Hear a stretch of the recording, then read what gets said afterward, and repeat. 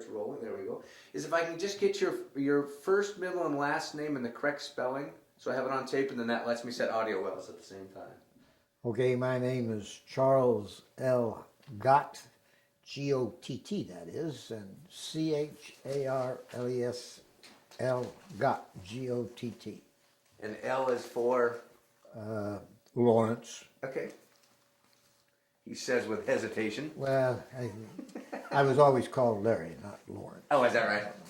That's okay. My middle name's Gustav. Well, sorry about that. I'll go with Lawrence.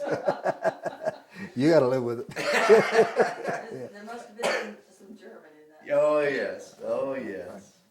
So are you from Washington originally, or? No, I was born and raised in the eastern part of Kansas. So small town stuff. Well, you know what the Wizard of Oz said. Why would anyone want to go to Kansas? Well, so. I don't want to go back. So how did you, when did you end up in the service? Well, I'm a sucker for advertisements, and I used to watch posters in the post office when I was a little boy. And the recruiting posters from the Navy always got me, and I always wanted to be in the Navy. Never wanted to do anything else but be in the Navy. So I was very fortunate to be able to get into the Navy and make a career out of it. So I spent 30 years in the Navy. So did you choose or enlisted, drafted? Well, to make a real complicated story real short, I went, as soon as I was 18, I went to the recruiting office in Kansas City and tried to volunteer for the Navy, but I couldn't pass the physical at that time because they were still using the standard that they used during the Depression, and they didn't want a lot of people in the Navy. So I couldn't get in the Navy at that time, but shortly after Pearl Harbor, as soon as I could get my affairs organized, I went back, and they didn't say anything about any problems and took you in the Navy, and I stayed in. Now it's interesting because you mentioned Pearl Harbor. I talked to another woman who was from Iowa, and for her, Pearl Harbor really didn't mean, at that time, much because they were so far removed from it. For you, hearing about Pearl Harbor, was that big news? Well, because I've always wanted to be in the Navy, and when I didn't get in, I went to work, and I was working, and I kept track of what was going on in world affairs, and the location of Pearl Harbor didn't mean anything, but the fact that Japan had attacked Pearl Harbor meant a lot. And it meant that the door was going to be open and I could get in the Navy. So it really meant to me. And at the time, I was working building airplanes at McDonald in St. Louis, Missouri.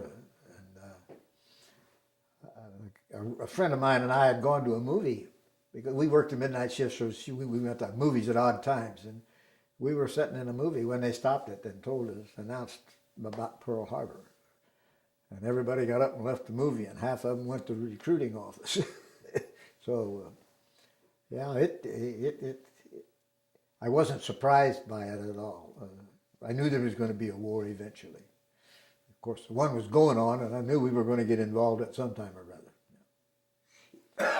It's interesting because some people like yourself were scholars and studied a little bit of the world history, and some were like me, just trying to survive day to day, as a kid, when I was a kid that age.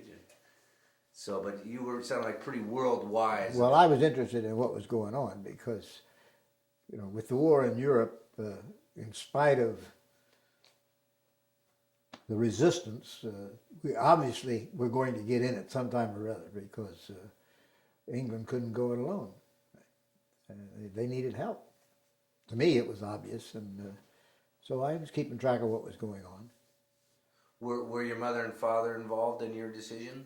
Did you have to go and tell them that you were signing up? And if so, what did they... Well, my mother and father knew that I wanted to be in the Navy, and so they weren't surprised.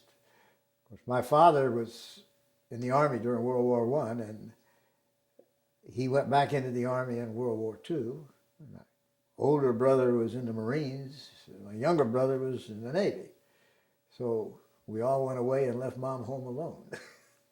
Wow. All the kids and Dad. And Dad, right. But that had to be tough on your mom. It was indeed. it was a tough time for her. And, she went to live with her parents, and she stayed with them until after the war was over with. I'm pretty sure it was that long. She was home when I got home, but It's a long time ago. it was a few years ago. Yeah. So where did you do your training? Great Lakes? Great Lakes. When I went to Great Lakes, they were in a huge expansion program, expanding that to accommodate all of the people they were dragging into the Navy. And it was mud and unpainted barracks, and it was a bad training camp because it was just really wasn't ready. The good part, the old part of the Great Lakes Naval Training Station was a beautiful thing. Green drill fields and all that kind of stuff, and we were over the hill in the mud and in the new barracks where they really didn't. They really weren't ready for them, but they had to use them. Had you ever been away from home before, out of Kansas? I mean, you've been to St. Louis, but... I went just to spend a week with an uncle in Wyoming one summer, between junior and senior in high school. But didn't get very far away from Kansas, no. So what was it like as a young kid going into... All of a sudden you're with a whole group of young boys and some young men, and you're getting indoctrinated. It was an interesting experience. A group of us that had enlisted in Kansas City were directed to meet at the Union Depot in Kansas City, and there was some big old fat chief petty officer, and he gathered us all together and put us on a train and herded us to Chicago. It was very interesting. They came from basically around Kansas and Missouri, and I don't remember much about the trip except the concern of everybody. Some of them more concerned than others about leaving home, and that part. It didn't bother me because I'd been away from home already working, but some of them were a little upset about it. And I know some were leaving their parents for the first time, or their girlfriend, or their wife. Right. Several of them, as I recall, had been in the National Guard, local National Guard organization, but not many. Most of them are going into the Army already. One or two went to the Navy. Did you know any of the gentlemen that were on the train with you, or was this just... No, I didn't know anybody. They were all strangers, gathered together under the clock, and didn't know any of them. And when we got to Chicago, on the buses, I think it was, that went out to Great Lakes. I didn't even see anybody that was on the train with me. They signed to different companies and just spread out, just mingled in with everybody else, and count off, and 1, 2, 3, 4, you go there, 5, 6, 7, 8, you go there. And so it was quite a way to get indoctrinated. And that's how it is, isn't it? You're just a number. It didn't really matter where you came from or what. You were just assembled, and then, okay, you go here, and you go there, and you didn't know who you were going to end up with. It really didn't matter. So is that where you got shots and haircut? And... That's where you got shots and haircuts and that kind of thing. And that was sort of a routine, that just get in line here and go through this one and get your haircut, and go in this one and take your clothes off, and then you got all your shots in the arms and in the butt, and then go through that door and get your clothes, and they throw things at you, and give you a great big bag and sea bag and poke clothes in it. And are you small, medium, or large? And small didn't really make any difference. They one size fits all, and that is not new. They had it back in those days. So sometimes you got to fit, sometimes you didn't. But you came out of all of this, and you're really a changed individual, physically and mentally to a certain extent, because you start thinking about different things as you go through this process. You know, you're getting closer and closer to what you want to be, or what you don't want to be, one or the other. But every one of them was volunteers. There weren't any draftees in that group that I was involved with at all. So they were all ready to go. And they rush you through boot camp very quickly, like to get you out of there and assigned to units and get you into a training school to get you trained to do something for the Navy that the Navy wants you to do. So it was a pretty quick process. Busy all the time? I mean, learning? You were busy all the time throwing a rifle up and down and marching, and you would think we were going to be a ground pounder in the Army, because we just spent so much time marching and drilling and carrying rifles, and very little Navy at all, other than the fact that you had a Navy uniform on, and you really weren't yet in the Navy, although you were. But there were no ships around, and you could see some petty officers and to run the drills and all that sort of thing. But you really hadn't learned very much about the Navy yet. They had, as I recall, there was one class every morning in which they taught you Navy regulations. But that was very short and sweet and out of there. They really wanted you on the drill field, learning how to behave and obey orders and march and that sort of stuff. So with Navy regulations, who to salute, when to salute, how to salute? Yeah, all that sort of stuff, and living in the Navy and keeping out of trouble. And, who you had to salute, and all this kind of stuff. Yes. Did you do good at learning your lesson on how to stay out of trouble? I stayed out of trouble pretty much while I was in boot camp. During the boot camp, to determine your skills or capabilities, or to assess your skills and capabilities, they give everybody an audio test, and that was notes on the piano and which is the highest and which is the lowest, and you had the earphones on and all that kind of stuff. And they were looking for sonarmen, which was a new rate in the Navy at that time, and they had just gotten some sonar equipment from the Royal Navy and learned a bit about anti-submarine warfare. And they were looking for people who could identify different pitches and notes so that they could use them for sonar operators.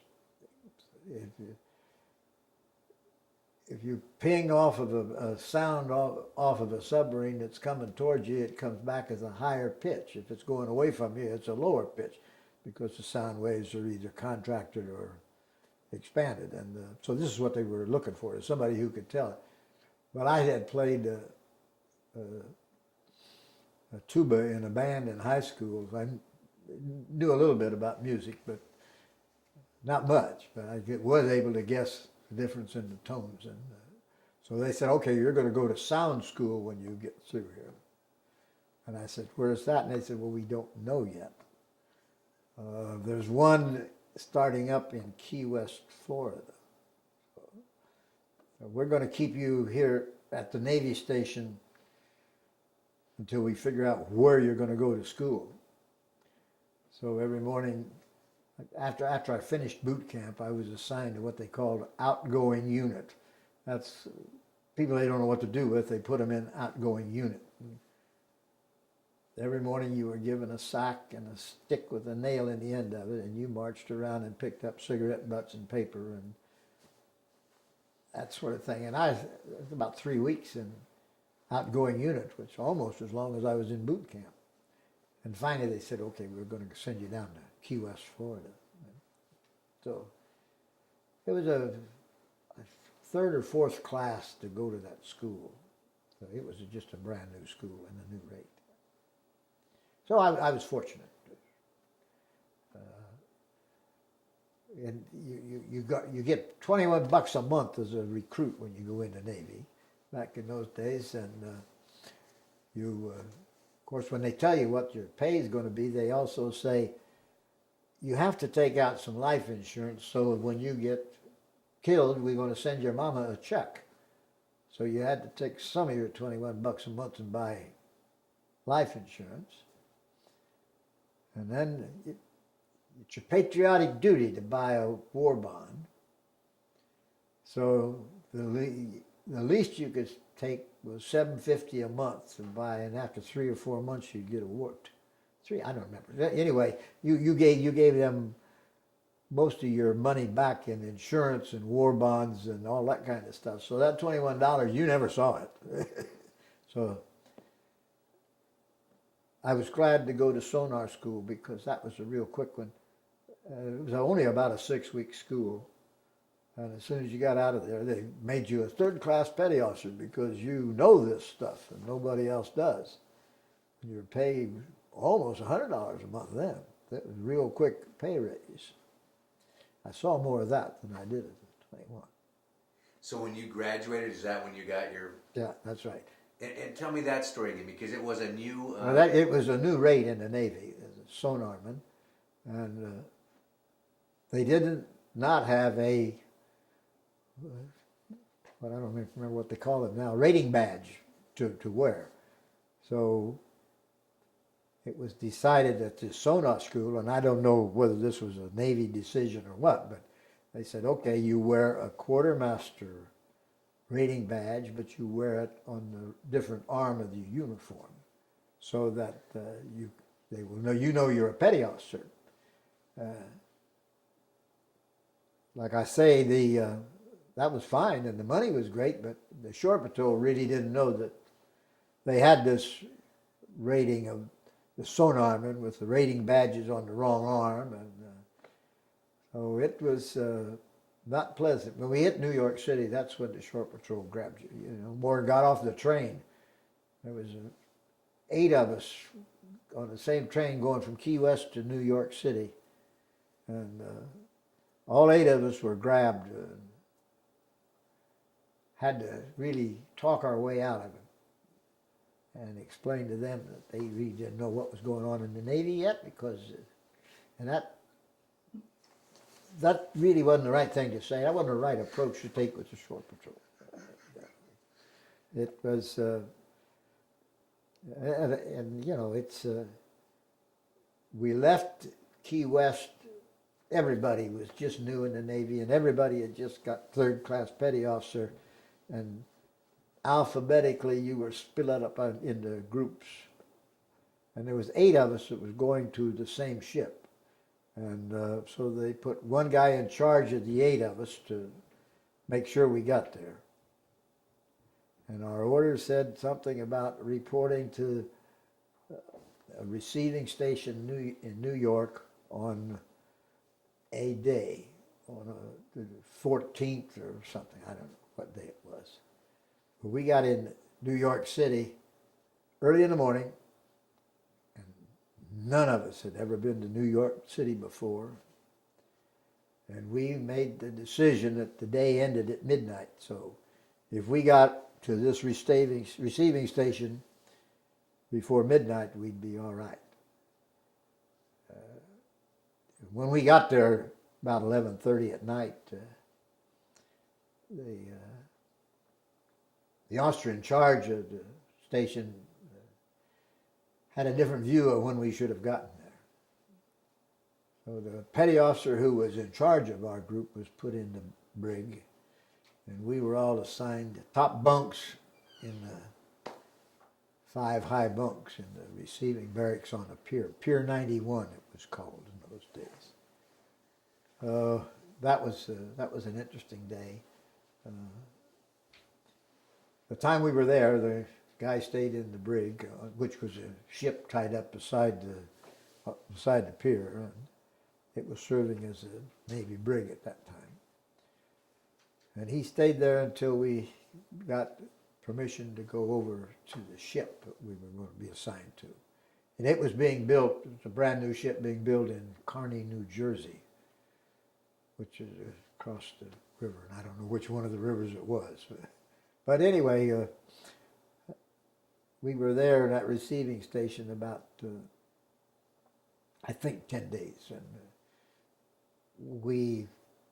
because we were late getting in, I never got out of the receiving station. You could see New York and you could see all kinds of things, but you couldn't get out of the receiving station. So that was the first mistake. So did you get to? Did you tour New York before you came out? Is that why you were late? I mean, did you? We found the closest. Yeah, we did tour New York City a little bit. We were in the bars down along the waterfront. So we never got up to Broadway and into Radio City Music Hall and the opera or things like that. But none of us, we all came from the Midwest, and none of us had ever been to New York before. So it was an interesting thing. So getting to the bars was good enough. That was all right. That was the way to start anyway, because we didn't know what was going to happen once we turned it back into the Navy. We didn't know, so we were going to look a little bit before anyway. What was the ship that you were going to be put on that was just being commissioned? What was the name of it? The ship's name was the La Valette, and it was named after a French admiral who had assisted the Navy in World War I. So the Navy named this ship after him, and it evolved all later on that this also was a city in New Jersey was named after him. So it was a reasonably famous name, but nobody had ever heard of it. Yeah. But it was one of a class of destroyers called the Fletcher class destroyers, and this was the workhorse of the fleet during the World War II, and particularly in the South Pacific. Was it considered state of the art? Oh, absolutely. It was state of the art, with the exception of didn't have any radar when we were first commissioned, and after our first cruise, which was taking a convoy over to an invasion of Africa. And when we came back, we were sent into the Navy Yard, and they took the Commodore's cabin away from him and put a radar room in there and installed radar. And that was before that time. That made it as just about everything that was available in the way of warfare. So did you have sonar before the radar then? Oh yeah, we had sonar before the radar because that was built in specifically for those particular classes of ships, and they had just gotten some of them made based on plans that the British had supplied. So it did have sonar. Was the ship? It's interesting. I haven't talked to anybody that just got on a brand new ship out of the factory. Was it all put together well? I mean, we're building them fast. So. Oh, they were slapping them together real quick. It was really put together very well, and we had no major problems at all that I was aware of, either in the equipment or in the structure itself. they did a very good job. So do new ships have, new cars have that new car smell? Do new ships have that new ship smell? No, not really, not really. No, they smell fresh paint. That's what you smell.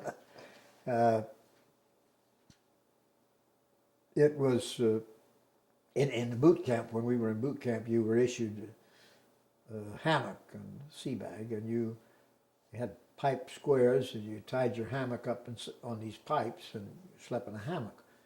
And this class of ship was one of the first ones of that size that had bunks instead of hammocks, so it was new.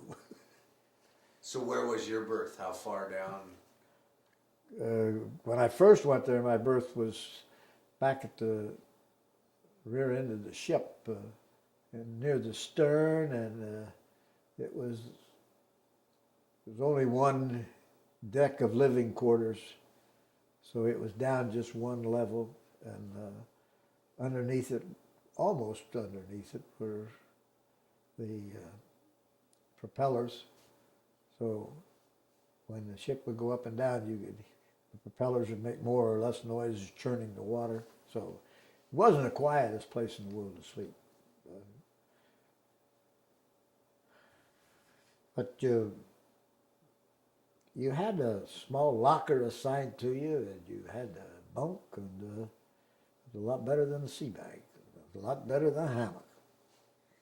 Moving up in the world. Moving up, yes, yes.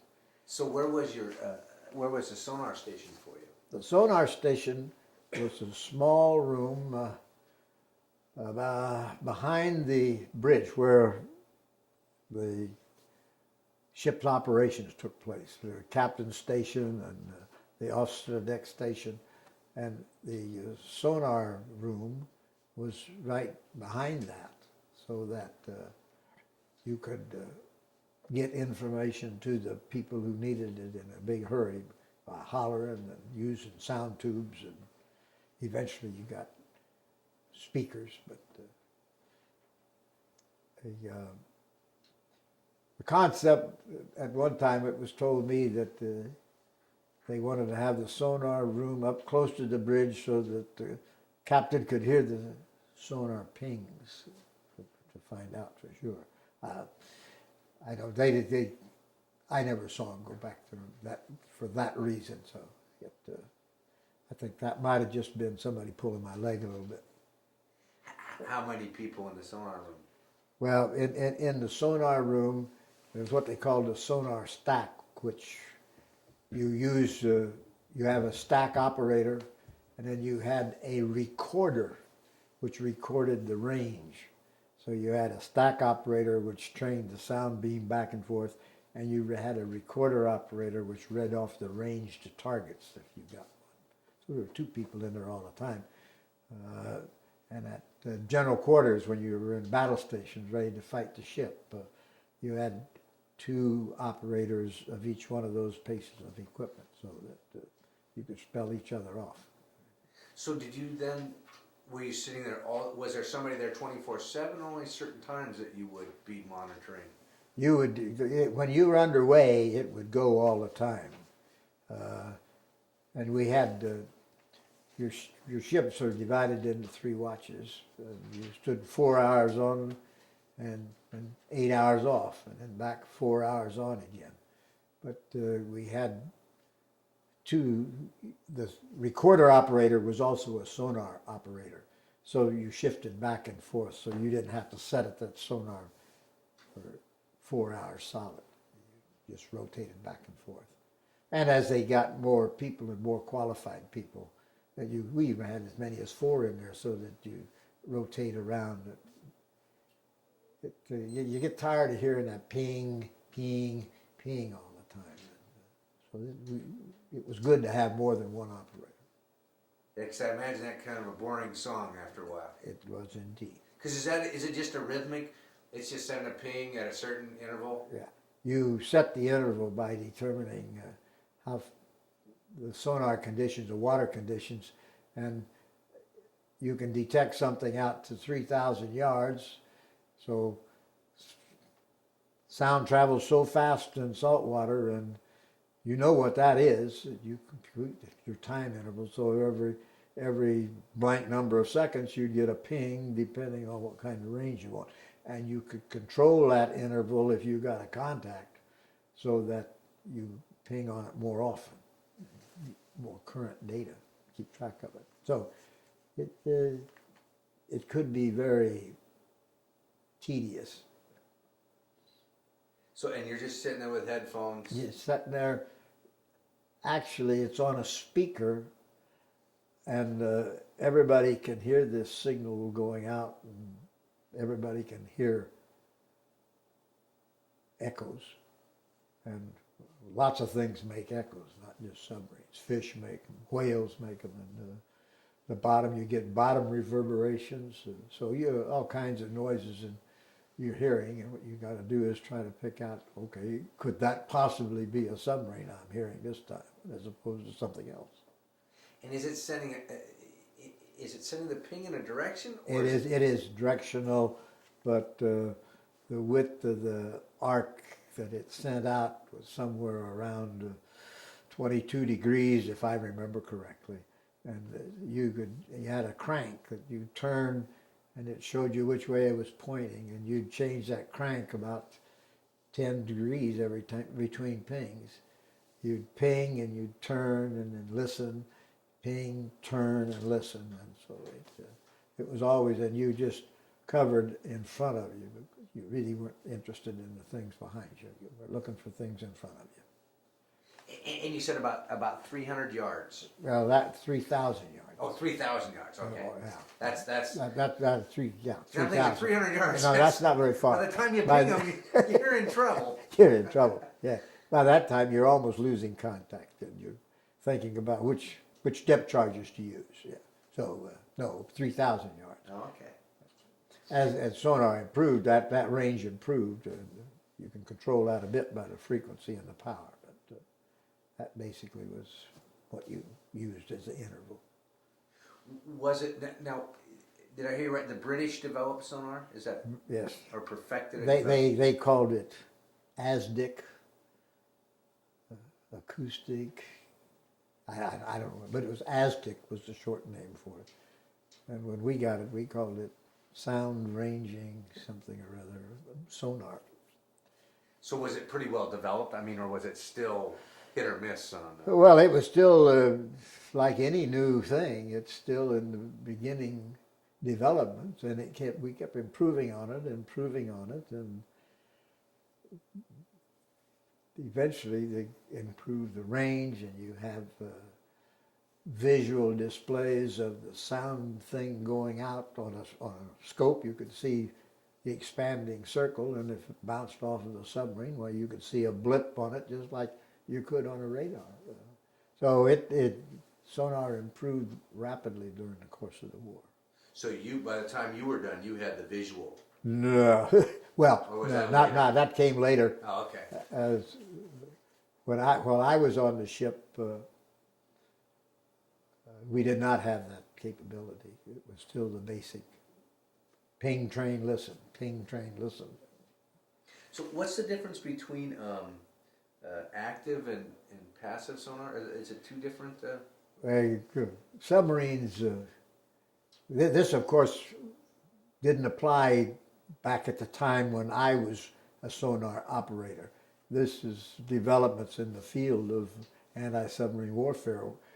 Submarines make noise, and their propellers going through the water cavitate, and you can hear this cavitation if you have a good sonar. So there are times when you just listen. You don't. It's like submarines. They used to just listen for noises around them to make sure, and so you could have a listening mode, or you could have an active mode, a passive or active mode on your sonar. Listening back in the early days was very difficult because it was so directional. But as you got these screens that you could see noises on, you could hear a noise and you could see a streak running out there. This is where that noise is coming from. And you determine what that noise was, and you go chase it if you wanted to. But you have to be slow and quiet to do that, or else you drown out the noise that he's making. You make more noise than they do. So there is a difference between active and passive. Submarines use lots of passive, whereas when you're really in a search mode, you're more active sonar. You use more active sonar. It's interesting because in my head right now, having seen so many movies, I can hear the pinging sound. Do they do it accurate in movies? The ping that you hear? Reasonably well, yes. And the echoes, yes. So it's ding, and it sends one out. Yeah, and it comes back. If it bounces off the submarine, it comes back to doom again. And as you close it, the sounds get closer and closer together. The echo gets closer. So are you? If it goes out and bounces back, are you listening to pitch You're listening to pitch. and timing? Now the timing shows up on the recorder. When the sonar pings, the recorder has a tracer that goes across the top of a sheet of paper, and when it gets an echo, it makes a mark on your range, and so you're really interested in the difference in the pitch. The range is automatically showed up on your recorder. So if you're tone deaf, you're not real good at. Yeah, no, you're really not. Now that the newer sonars do more video displays, you don't rely so much on tone. And probably got machines now that tells you the difference in the tone. Well, we didn't have them in those days. No. As a sonar operator, I was on watch one time off of the Atlantic coast, and that was the days when the Germans were torpedoing tankers and ships right off the coast of New Jersey, and you could see the ships burning out there. Okay, so we were out one day, and I was on the Sonar Stack, and I had an echo, which I thought was a very good one, and we attacked it, and blew up a whale. So it wasn't a submarine; it was a whale. And after that, I didn't stand many sonar watches. I was assigned other duties because I should have known the difference between the sound of a whale and the sound of a submarine. But I went to quartermastering then, and I did I stood quartermaster watches and did navigation work and stuff. So that was more interesting. I'll bet you that wasn't the only whale that was. Oh no. Because it sounds like you had a lot of false reads. Oh, you do. You could get all kinds of false reads, and many attacks have been made on rocks and pinnacles on the bottom and that kind of stuff. Lots of depth charges wasted on false targets. So you after the whale, what did you go stand? I became a quartermaster, and the quartermaster is the one who helps the navigator, who keeps the ship's logs and helps with the navigation of the ship. And I enjoyed that much more than listening to the ping, ping, ping. Yeah, I would imagine that would be like working at the Olympia Brewery, watching beer bottles go by all day, looking for that empty one. Where's one I can have? Wow. Wait, so now your ship, did you end up South Pacific, or did you? Well, our first cruise, our first task was to go to Trinidad, down near the equator, and join a convoy of ships and escort them across to North Africa for the invasion of North Africa near Casablanca. Our division of destroyers, and there were 4 in our division, went down there together and joined up with this convoy and took it across. And as soon as the invasion was over and the troops had moved ashore, we were sent back to the States. And we didn't stay around the invasion area very long. We did no shore bombardment or anything like that. We just escorted the ships over there, got them there, and our division was detached and sent back. And all of us went into the Navy Yard to get this conversion and get the radars put on. Okay, then we were sent down, headed toward the South Pacific. Were you being tailed by submarines on any of these adventures? Or? Not that we know of. Not that we know of. Because again, that was your job. You were kind of protection, right? Right. We were just escorting and providing sonar protection, ASW protection to the convoy. How do you do with seasickness? I was never seasick. Never was seasick. I was very fortunate. I watched a lot of people suffer severely, but I was very fortunate. We had one of the gentlemen we talked to today. They were leaving out of San Francisco and they buttoned everything down. Everybody went down their bunks. And he said, guys, we're getting sick left and right. And they thought they were out to sea and they finally went up and they were still tied up.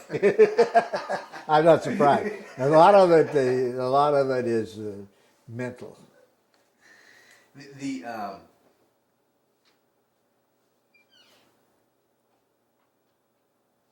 see. Now your ship did get torpedoed, is that right? The Lavalette, yes. When we were sent to the Pacific, and we were sent to Noumea, New Caledonia, down in the Hebrides Islands, north of Australia. And at that time, the U.S. forces were invading Guadalcanal and the other areas down in the Solomon Islands. So our ship was assigned as an escort to a small carrier group, and we were to go up. The carrier group was supposed to go up off the Guadalcanal and provide air cover for the Marines that were on the beach fighting. And so we were escorting the aircraft carriers. And these were jeep carriers, the small ones, not the big battle ones, the small carriers. And this, we had second night out, on the way to Guadalcanal, we received a message that a large number of Japanese airplanes were headed our direction. And they didn't show up until after dark, and we had a night engagement with them. And that was the night that the Chicago, which was a big cruiser that was along with us, was torpedoed and hit by 2 or 3 different torpedoes, so that a Navy tug was sent out to tow the Chicago back because it was hurt so bad it was unable to go on its own power. My ship, the destroyer Lavalette, and one other destroyer was left behind with the Chicago to provide protection for the Chicago. The rest of the ships all went on to do their air cover over Guadalcanal. And the next day, while the tug had showed up and it had the Chicago in tow, and the 2 destroyers were just circling around it slowly, keeping the submarines away, we got the word that another flight of aircraft, Japanese aircraft, were headed out to get the Chicago. They wanted to finish it out, obviously. They had a crippled ship out there and they wanted to sink it. It was about sunset when they finally showed up, and we saw them. They came over the horizon and we saw them, and they circled around until they got down so that the sun was behind them and we were looking right into the sun, and they just came out of the sun right toward the Chicago. We shot about 6 of them down, but they were dropping torpedoes all over the place, and one of the torpedoes struck our ship. The others, 3 or 4 of them, hit the Chicago. So the Chicago was sunk, and our ship took a torpedo in the engine room and fire room and flooded 2 huge big spaces, knocked out all of our engines and knocked out our evaporators, so we had no water to make steam with. So we were dead in the water. We didn't have any propulsion. 29 of our sailors were killed in those spaces. One guy got out of there. His job at general quarters was, if they had problems, he was to go up topside and turn off a main steam valve, so that. And I'm not an engineer, and I don't know what all this steam valve does, but that was his job. And after we got hit, he's the only guy who got out of that fire room, because everybody else was scalded and drowned and everything. And he was burnt to a crisp, but he got up, came up out of the fire room and turned off this valve. And died shortly thereafter. We were dead in the water. The Chicago was sunk. The tug that was on the Chicago, towing the Chicago, came over and took us in tow and towed us back down to a repair spot. So that we didn't have any power. We couldn't go on our own. It was a good thing that the tug was there. The other destroyer, it didn't have any problems. It was not, it wasn't hit, but it stayed around with us until we were towed back to the base. All of the people in the forward engine room and the forward fire room were killed because of the torpedo hit on the bulkhead, separating those 2 spaces. So it just automatically flooded both of those spaces. And destroyers are built compartmentized so that you can, in fact, flood some spaces and not sink and still go ahead. But I can't think, other than a magazine, if that torpedo would have hit a magazine, it might have just blown the whole ship all to pieces. But hitting where it did, it hit the most crucial engineering spaces, because that was where the main engine control was, and that was where the evaporators were that we used to make the fresh water to operate our boilers. So it was a bad hit in a crucial space in the engineering thing. But we were fortunate that it did not hit a magazine, because if it would have hit a magazine, and the next compartment forward of this forward engine room was a big magazine, naturally. But anyway, it would have probably blown the ship out of the water if it had hit the magazine. Did they have to, and I don't know if this is Hollywood or if this is reality, because I do know about the compartmentalization. When it starts, did they have to seal off the compartment and seal? Oh yes. This you had the force of this explosion had strained the bulkheads that do this compartmentalizing, that make the ship into compartments, and so we had to go and shore these things up with boards and 2x4s and things so that they wouldn't collapse, and where electrical wires and other penetrations go through these bulkheads, you had to poke things in them and make sure that you didn't have the water coming through them, so that the water was confined to a certain area that was flooded and couldn't get into the other compartments. So that then becomes basically a graveyard for... It was in fact a graveyard for the people that were there, except this one who escaped out of the fire room. There were a couple of other small injuries of people topside from some shrapnel that was flying around, but they were not very much. But these people stayed in that compartment, and it was flooded, and you couldn't get into it. So we were towed back to a floating dry dock in Ifedi, the island of Ifedi, which is north of Nemea. And when we were put in this dry dock, and it took about 3 days to get there, so, when we were put in this floating dry dock and the ship was lifted up out of the water,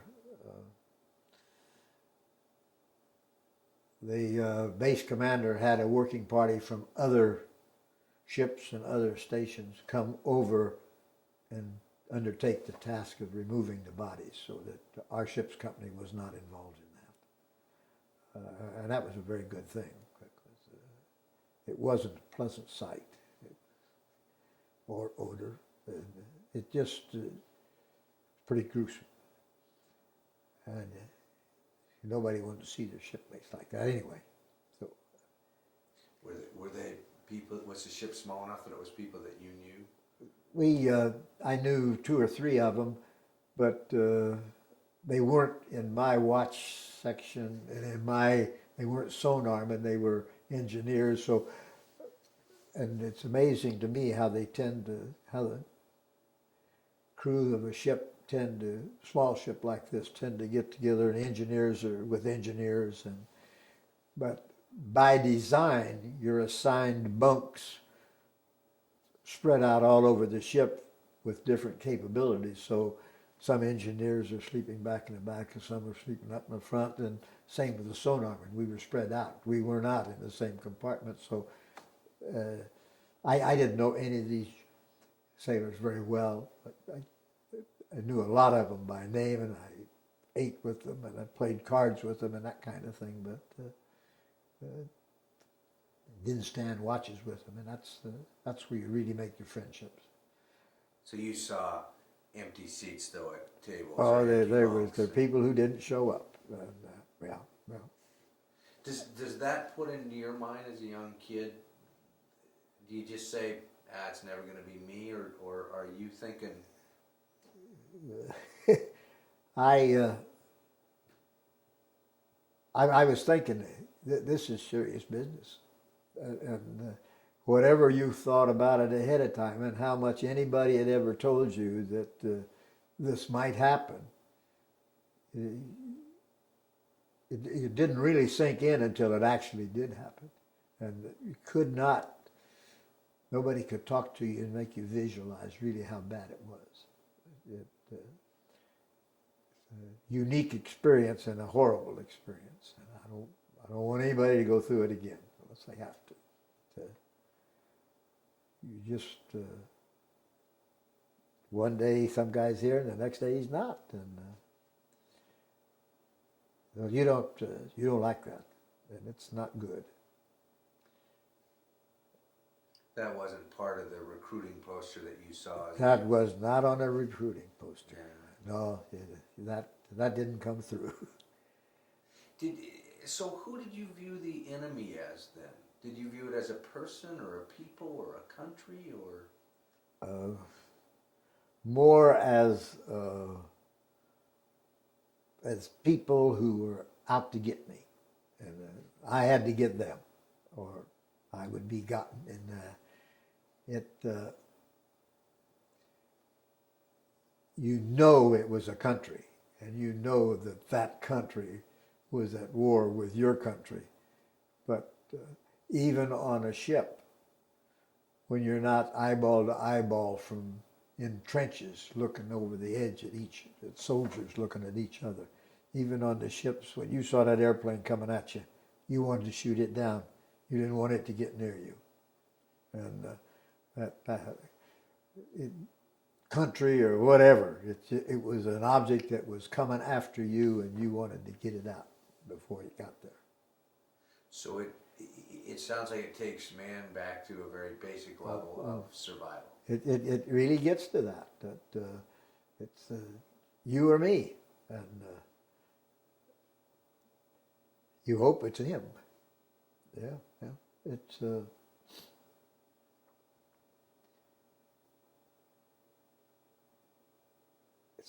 it's a funny thing that it really isn't funny, but it's as you look as I looked at it. I used the term. They're using real bullets, and you've seen all kinds of things going on in movies of people shooting at each other and this and that and the other thing. But when you're standing up there on the bridge of that ship and you see a plane coming at you, spurts of fire coming out of his wings, and torpedoes coming out of the bomb bay of this plane, you know that that's real stuff, and you better get him quick. And they're close enough that I mean, when they drop one of those torpedoes, do you see it go in the water? Oh, we can see it go in the water. Yes, as a matter of fact, we watched the trail of this torpedo. We could see his bubbles from the torpedo motor surfacing, and you could follow the track of this torpedo. And we knew it was coming right towards us, and we could not maneuver to get out of its way. And we thought maybe, instantaneous, you think, boy, they're after that cruiser. That's set deeper than this destroyer, and it might pass under us. But it didn't. But we did see, we have seen torpedoes go under ships looking for something else, and not, this go right directly under them. But that was the old... those were contact torpedoes. When they became acoustic torpedoes and that sort of thing, they knew what they were. They just took target whatever they got to home in on. And if they had a little sonar in the nose of these torpedoes, and they ping on their target and close in on and blow up. But in those days, in the early days of the war, the Japanese torpedoes were extremely good, and we were having trouble with ours at that time, so they were big torpedoes, and they did a lot of damage. I can't even imagine, because you're on this large vessel, being hit by a torpedo. What does it do? I mean, up, down, sideways, around? It shakes it. It lifts it up a little bit. But it sent a huge, great big wall of water up the side of the ship where it had hit and blown up. And big geyser of water went up there. As a matter of fact, one of the people who was injured on the deck was injured because the wall of water hit him and washed him away from his battle station. And just, but that's minor stuff. It's and the ship shakes and jars and sort of bucks up a bit, but it settles back down, and you hope it don't settle too far. But if you're not injured by the initial blast of this torpedo, then you're all right.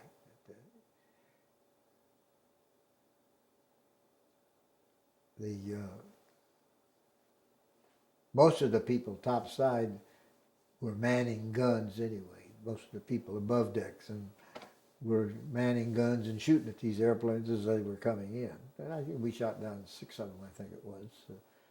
It was a flight of about 14, if I remember. That I don't know the exact numbers, but we shot down a bunch of them and didn't get the right one.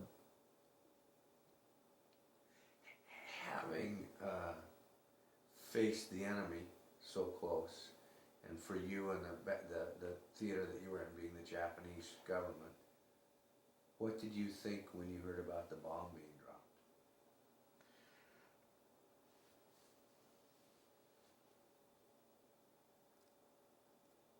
At the time, I had gotten off of ships, and I was back in this University of Minnesota going to officers training school. So my connections with the war at that time were what I could read in the Minneapolis newspapers. I knew that the war wasn't going to last long once I read that. That is so devastating that that this can't last long. I, for one, was glad to see him take advantage of any technology that we had developed to avoid further loss of life. And this was a tool of war that had been developed for that reason, and it was used, and I think in the long run, it saved lots of lives, not only American, but Japanese also. Because if we would have gone ashore in Japan, and the Japanese mentality was that fight to the end, there would have been a lot of people killed. A lot more than were killed by the atomic bombs. Do you think, having been in the throes of the enemy, that gave you a different or better understanding of that? That somebody who wasn't there didn't understand war? I don't think if you've been shot at, if you haven't been shot at, you don't really know. When you've been shot at, then you think, oh my God, that almost got me. You want to do, I want to do anything I can to stop that. And if you got a bigger bomb than they had, use it to get this over with. What was the worst part of being in the service for you, if there was one? Well, the worst part of being in the service didn't happen until after I was married and had a family, and I was frequently on long deployments away from my family, and that was the worst part of the service. You know, I wanted to be in the Navy, and I always wanted to be in the Navy, and I realized right off the bat that if you want to be married in the Navy, you first of all, you gotta want to go to sea, because in the Navy you're going to go to sea. So you don't want to be seasick every time you go out the door, and you want to enjoy going to sea. Then you got to marry a woman who will tolerate you being away from home for extended periods. And to be happy in the Navy, you got to like to go to sea, and you got to marry a woman who will put up with it, your absence. So the worst part, as far as I was concerned, was extended deployments away from home and the family. The war was bad, but I was in a different situation at that time. I was a young single man by myself. I had no real responsibilities at home or anything, and so I was there to fight the war. So that really didn't bother me. And the fact that you spent a long time over there, that was just part of the war. The ship that I went to, the first ship that was commissioned, was manned by new recruits, basically. There were a few seasoned petty officers in every group, every division. But basically these people were all either drafted or enlisted immediately after or shortly after Pearl Harbor. And they came to the ship, the first duty station, and for many of them, it was their only duty station during the war. And even today, this ship's company has reunions. In fact, we have one scheduled for just after Labor Day this year. And there will be maybe as many as 35 or 40 people still showing up at these reunions. But many of them had died off. When I went to the first reunion, there were about 70 people who showed up, and now it's about half that amount. But they were all shipmates in the war, the whole time in the war, all the time they were in the service. It was on this one ship. And I gotta hold that thought for just a second.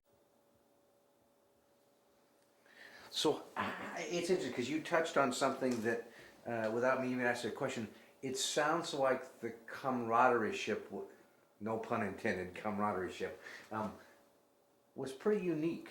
There is no, there's only a few things that meet the criteria of a shipmate.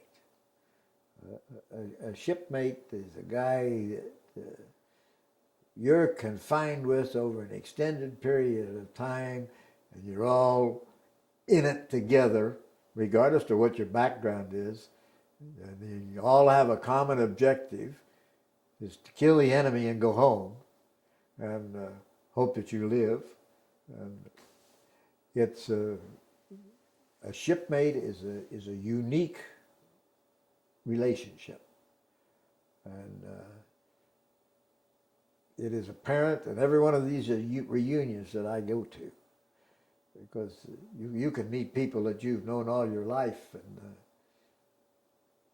you don't have this same relationship that you have with a quote shipmate. It is a unique relationship that develops. Unspoken bond? Unspoken bond. That's good. That's good. Yeah. It's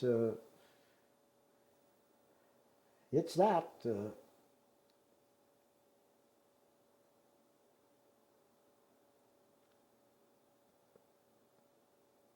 I know when a lot of the Marines I've talked to, whichever branch of the service you're in, that when they see the patch, or they hear the hoo-yah, or there's something that is... Absolutely. Yeah. Mm-hmm. And you just look at, and it doesn't care if they were in the same battle together, the same war together, they understand. They understand what it's like, what it is to be in the service. Many of them think the same way. You know, it's their purpose in life is to do what they've taken the oath to do, is to protect the country and protect themselves, and do whatever your commander-in-chief tells you to do. And in the main, they're dedicated to it. That's been my experience anyway. What was the best part? Well, the best part of being in the Navy was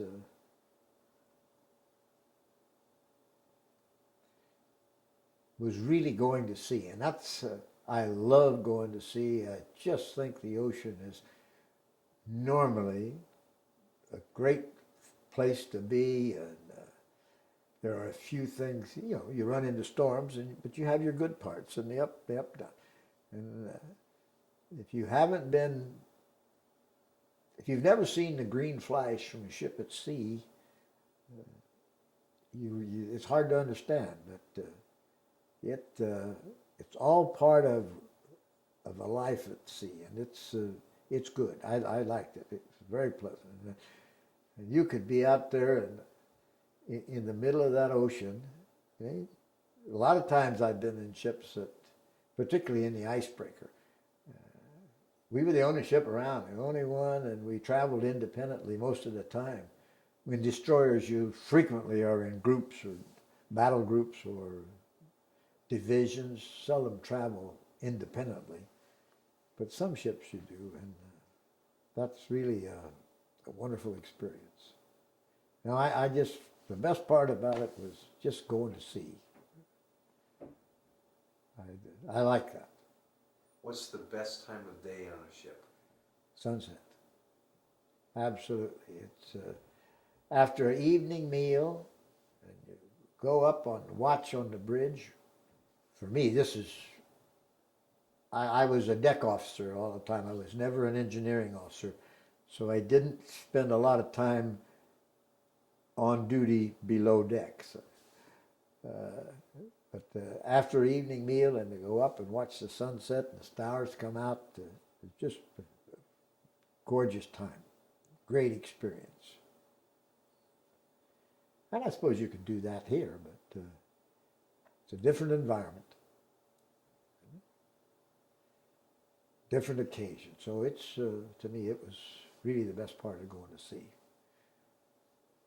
We've talked to a lot of pilots, and we've talked to them about their bond to their plane. Yes. To some, a plane was just a plane. To some, it almost had a life. Was your ship just a ship, or?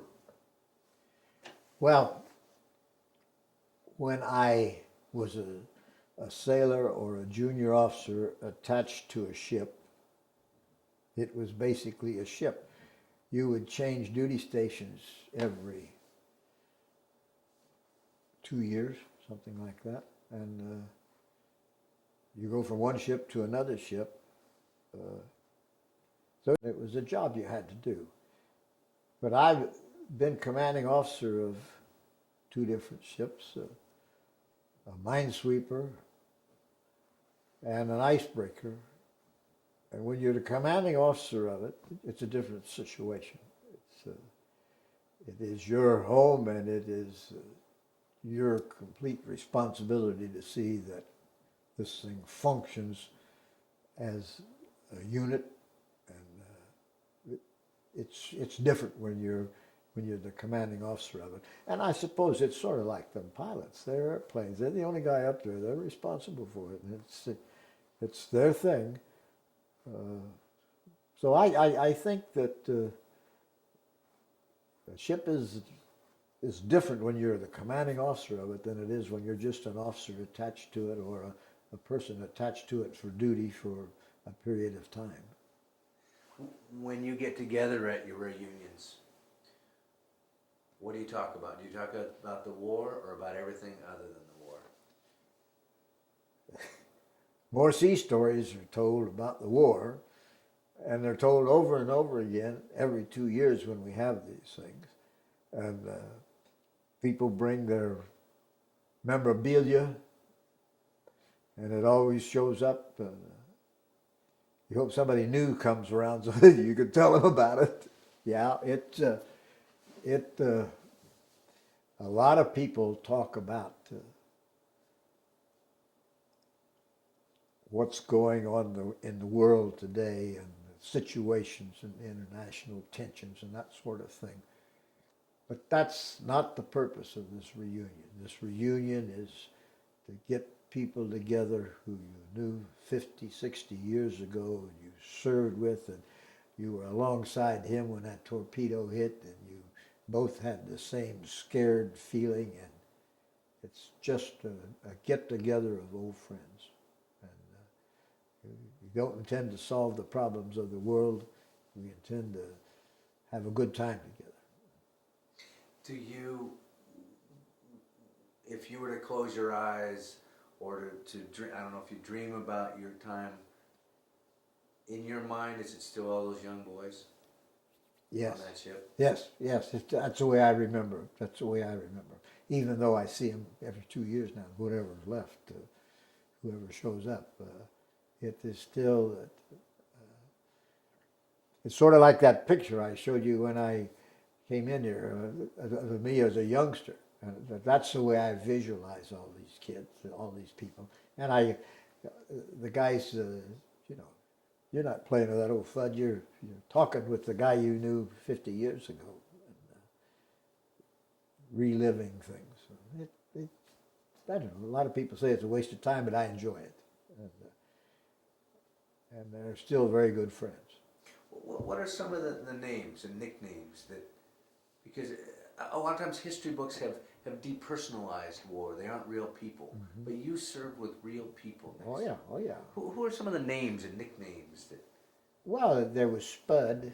His name was Henry, and I'm not exactly sure what his real first name was, but he was Spud, and he's still alive, and he lives back in Virginia, near Norfolk, not in Norfolk, but anyway, he lives back in Virginia. He comes to our reunions. There's Flags, and Flags was a signalman, and his real name is it doesn't matter. Can't remember right now, but Fred Lamp, that's his real name, Fred Lamp, and he was a signalman, and he was always called Flags. And there was a man by the name of Peck Brown. And Peck was a great guy from Minnesota. He was a troublemaker. He led me astray a number of times, but Peck was a great man. When he got out of the Navy after the war, he went back to Minnesota and he became a high school teacher and a football coach. And he had a reputation in the state of Minnesota that just was unbelievable. And, so he was great for kids. Peck recently had a stroke. And he sponsored the last reunion. He was a sponsor of it up in Duluth, Minnesota. His daughter did most of the work, but Peck was there. And, Sounds like you didn't have to work too hard to lead you astray, though. You weren't fighting too hard. We were friends. We were friends. We enjoyed the same sort of things, and he was all right. Do you think? And again, I guess it's kind of a fitting time with all that's going on, and here we are on the brink of war today. It sounds like. And is there a message or something that the history books have left out that we need to let the future generations know about World War II? Well, I'm not being a history teacher or anything like that. I don't know what everybody knows about it anymore. I do know that my grandson doesn't know a lot about what went on. Doesn't know much about what World War II was about. I don't know that he cares, but he certainly asked me a lot of interesting questions when we're together.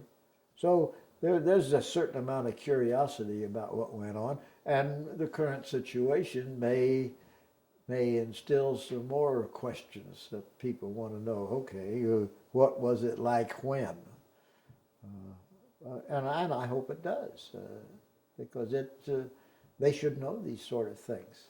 There was a lot of people made big sacrifices during World War II so that this country can be what it is today. And I think they should know it. Did it change the world, do you think? World War II? I'm not sure that it did. I'm not sure that it did. We still have tyranny. We still have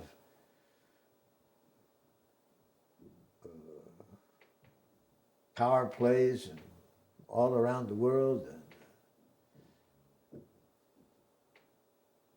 And the same kind of problems are approaching that we looked at then. A lot of people don't recognize today the problems that are there.